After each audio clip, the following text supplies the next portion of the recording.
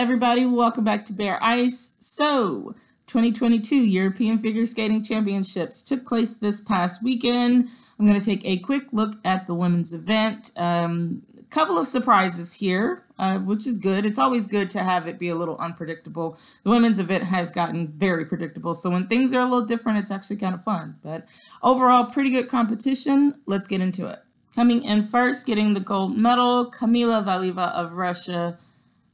No surprises here. It's really, we're in coronation territory right now. It's like, she's to that point now where I don't think anybody is expecting anybody other than Kamila to win. And honestly, I don't think it's possible for anybody other than Kamila to win at the Olympics coming up, just because she's so far ahead of everyone. I don't see it happening. She would have to bomb quite spectacularly at this point, and she seems to be getting a little bit stronger as we go. Granted, she had some issues in the free skate here, but I mean, even when she has issues, she has such a huge cushion. She can fall and miss a jump or two and still win by 20 or 30 points. Short program was excellent, clean on everything, massive GOE on everything, huge component scores on everything. The judges just let everything fly, which I kind of expect at Europeans.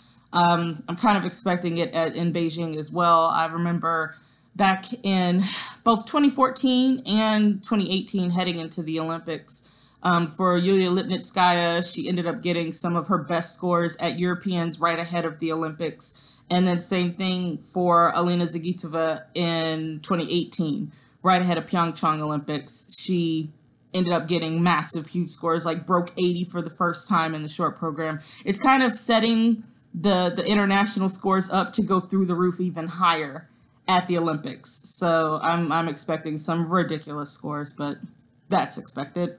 The free skate was not perfect. This quad style that she opened up with was absolutely gorgeous, but she actually ended up falling on the triple axel, which was a little shocking because she doesn't usually do that.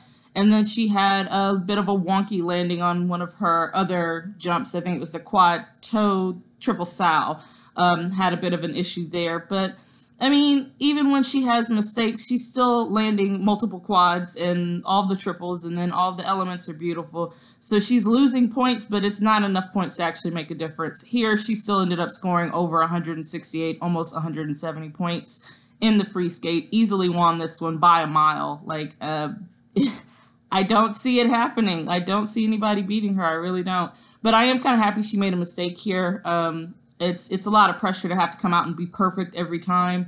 Way better to have that kind of performance here at Europeans, which is a lower level event, versus going to the Olympics and possibly having falls and mistakes. Of course, again, even if that happens, I don't see her not winning, but you want to go out and put your best foot forward on the biggest stage there is. So hopefully having mistakes here has relieved a bit of that pressure and she can refocus. I think sometimes it's good for skaters when they have been so much on top to have a couple of mistakes here and there, because not only did she have the fall and the issue on the quad combination, she also had a bit of an issue in her choreographic sequence where she kind of fell out of her spiral a little bit. I actually think that's really good. Those kind of mistakes help you to tighten everything up, and I think that in the end is going to work to her favor by the time we get to Beijing. So congratulations to Kamila. We are just marching towards her coronation next month, but hey, she's earning it. No complaints over here. Coming in second, getting the silver medal, Anna Shcherbakova of Russia. I mean, it's been a fight for Anna this season. It's been up and down and up and down, and you know, she continues to battle back, and that is one of the things that I find most endearing about her, and one of the things that I appreciate so much about her as a competitor. She knows how to refocus in a way that very few skaters do, and I'm really impressed with her for that. The short program was not her best. Everything was going along well till she got to the combo, ended up going up for that triple Lutz and fell on it, and that was just it. No combo. She finished fourth overall in the short program. Thankfully for her, she came back in the free skate, finally landed that quad flip that's been kind of just MIA for most of the season, was clean on everything else, and ended up posting the second best score. She was actually really close to Kamila's score, just a couple of tenths off. You know, scored over 168 points, which is really great. I just give up on the scores. I think a lot of the scoring for all of the skaters really is just ridiculous. From the GOE down to the program component scores, it's just it's impossible at this point. But whatever. I try to go by placement, and I feel like yeah, she should have come in second here. So I'm happy for Anna. I really think she needed this boost going into Beijing because she's just kind of been not really herself so much this season, but she's been battling back, and I feel like that every time she comes back, it's just making her stronger and stronger. So congratulations to Anna on that silver medal.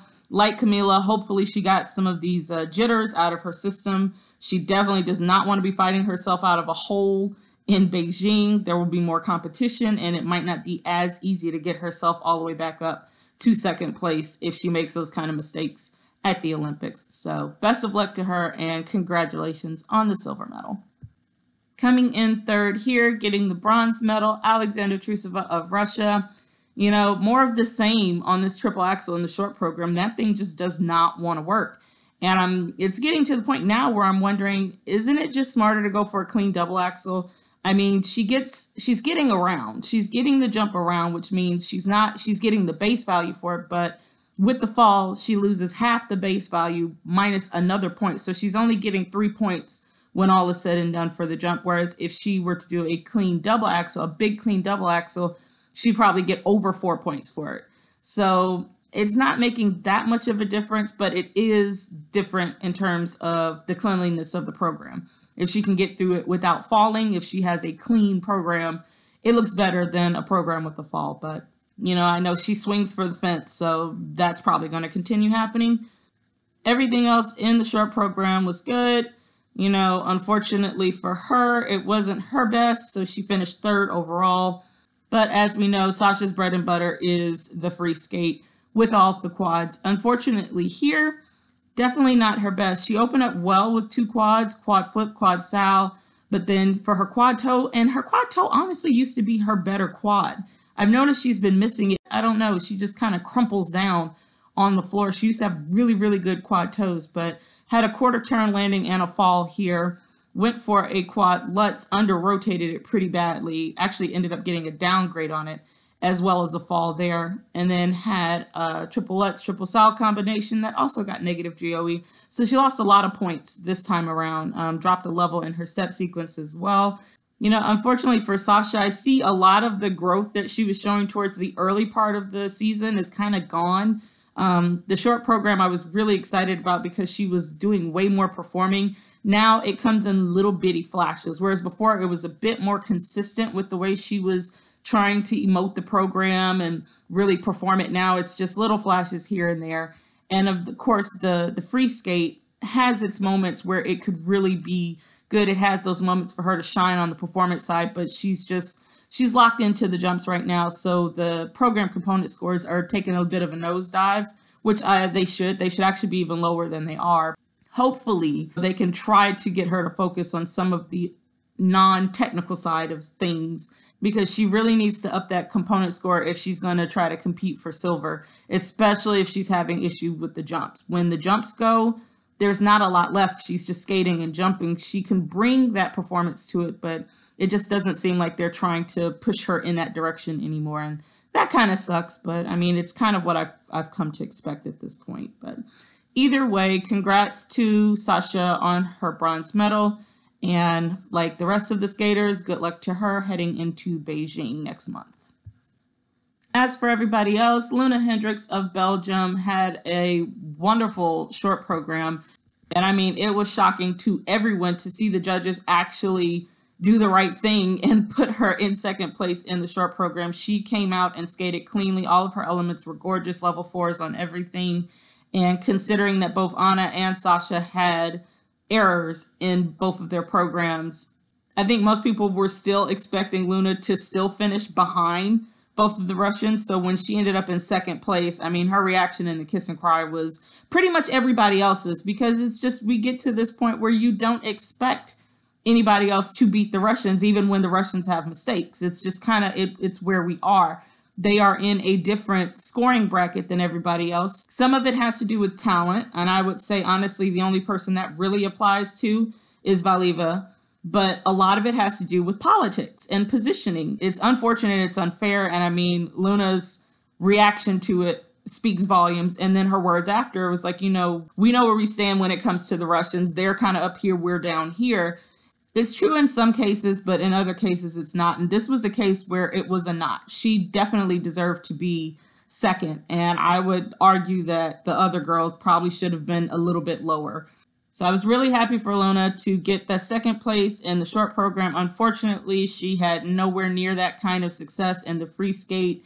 Ended up having several errors and finished fourth overall. But very happy for her for that moment in the short program. That was awesome. I really enjoyed Shcherbakova of Poland. She is just such a delightful skater. I love the way that she performs, and she has really beautiful jumps, soft knees, great programs. I think she's wonderful. So really happy to see her come in fifth here. And a shout out to Anastasia Gubanova. I was such a huge fan of hers when she was skating for Russia back during her junior days. Her Swan short program is still one of my favorites. She's such a beautiful skater. Skates for Georgia now, had a really good short program, finished in the top 6 and was in that final group. Finished 7th overall here, but I was just excited to see her. So congrats to her as well. So that will pretty much do it for the 2022 European Championships. Congrats to all of the medalists and all of the skaters. This was always a good kind of warm-up for them heading into Beijing, especially for those who skate well. I mean, those scores that they get here really do kind of help to bolster their scores heading into the Olympics, only because these are internationally recognized scores, and even though they're heavy leaning, they count. So I'm expecting Valieva to break a couple more records on her way to her gold medal in Beijing. I mean, come on. It's a foregone conclusion at this point. The girl's going to win. I can't. Unless, only way she doesn't win is if she's not there. And knock on wood, she and all of the skaters stay healthy and safe and can actually make it to Beijing and skate. I'm still really nervous about that. Never, ever has it been more important to be an alternate, because there are so many chances right now for skaters to get knocked out from this whole COVID thing going on. It's really scary, but I am crossing my fingers that everybody that has earned a trip gets to go. As always, thank you guys so much for watching. Please make sure to hit that like button, also subscribe, and check back soon. Okay, bye.